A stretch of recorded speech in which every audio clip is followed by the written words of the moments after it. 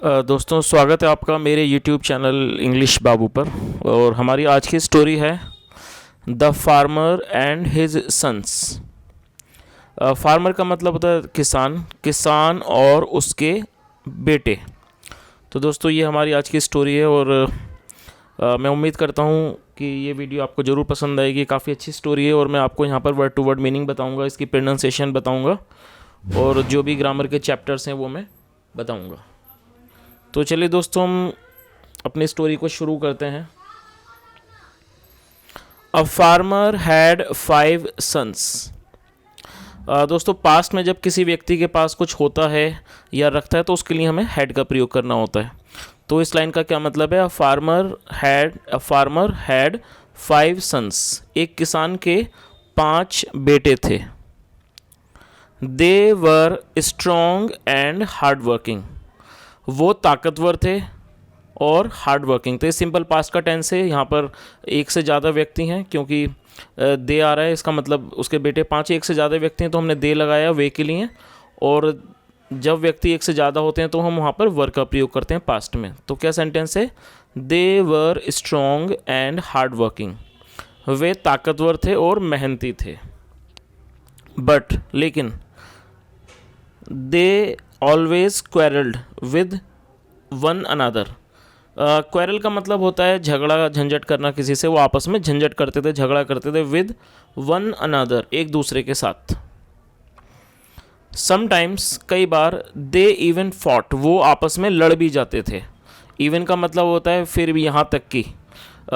Sometime they even fought, यहाँ तक कि वो कई बार लड़ भी जाते थे।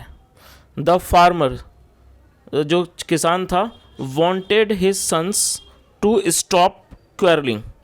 जो किसान था वो चाहता था कि उसके बेटे झगड़ा करना छोड़ दें, रोक दें। wanted his sons to stop quarreling, ये पास्ट इंडेफिनिट का टेंस है। जो किसान था वो चाहता था उसके बेटे झगड़ा करना छोड़ दें। एंड फाइटिंग, और लड़ाई करना। he wanted them to live in peace, वह चाहता था वे शांति से रहें।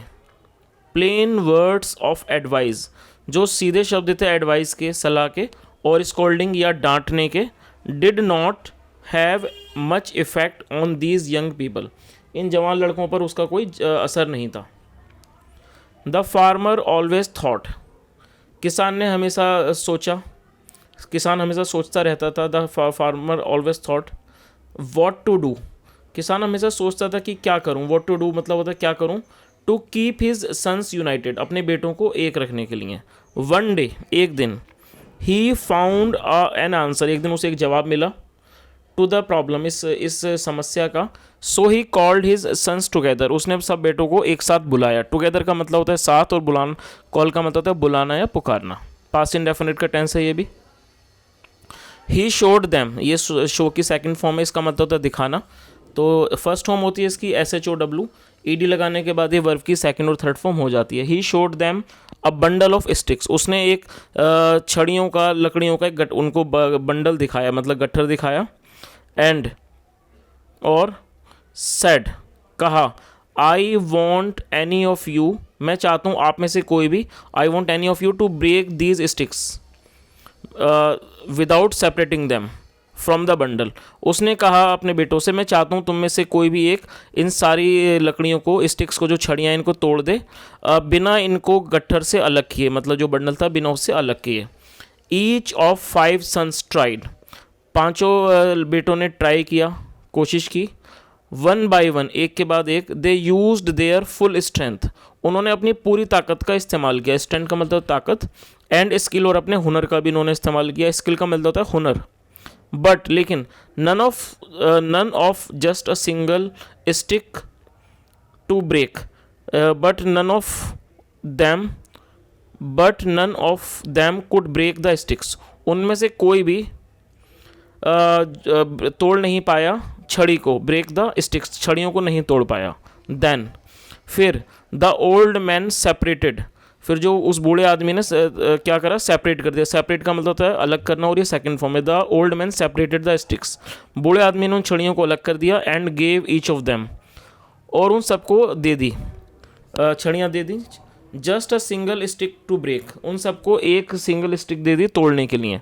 They broke the sticks easily, उन लोगों ने they broke the sticks easily, उन लोगों ने छड़ियों को आसानी से तोड़ दिया।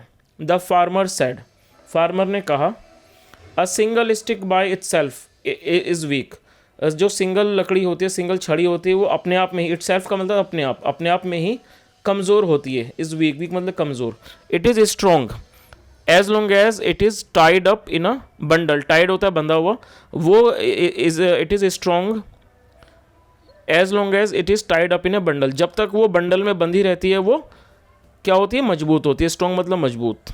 लाइकवाइज, लाइकवाइज का मतलब इसी तरह, इसी तरह यू विल बी स्ट्रॉन्ग, तुम भी स्ट्रॉन्ग रहोगे। यू विल बी स्ट्रॉन्ग, तुम भी स्ट्रॉन्ग ताकतवर रहोगे। इफ़ यू आर यूनाइटेड, अगर आप यूनाइटेड हो, इसका मतलब अगर आप साथ हो, एक साथ हो, एकता के साथ हो।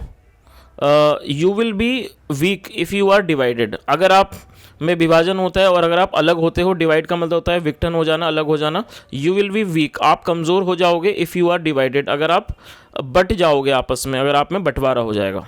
तो दोस्तों काफ़ी अच्छी स्टोरी थी। मैं उम्मीद करता हूँ आपको इस स्टोरी का मोरल ज़रूर अच्छा लगा होगा। जैसे यहाँ मोरल हम देख भी सकते हैं, united we stand, divided we fall. United का मतलब होता है एक साथ होना, वी स्टैंड अगर हम एक साथ खड़े होते हैं, डिवाइडेड वी फॉल अगर हम एक साथ होते हैं तो हम एक साथ खड़े होते हैं। यूनाइटेड वी स्टैंड मजबूती से, डिवाइड होने के बाद हम बिखर जाते हैं। तो ये अटूट शक्ति होती है दोस्तों। अगर हम यूनिटी में, आपने सुना होगा, अगर जब हम साथ रहते हैं तो उस यूनिटी के अंदर काफ़ी ताकत होती है और हम किसी परेशानी का सामना अच्छी तरह से कर सकते हैं। तो दोस्तों मैं उम्मीद करता हूँ यहाँ पर आपको ये स्टोरी पसंद आई होगी। मैंने आपको वर्ड टू वर्ड ट्रांसलेट करके बताया है। और मैं इतना ही कहूँगा, अगर आपको मेरी वीडियो अच्छी लगती हो तो आप अपने दोस्तों से शेयर करें और मेरे चैनल को ज़रूर सब्सक्राइब करें। यहाँ तक सुनने के लिए थैंक यू सो मच।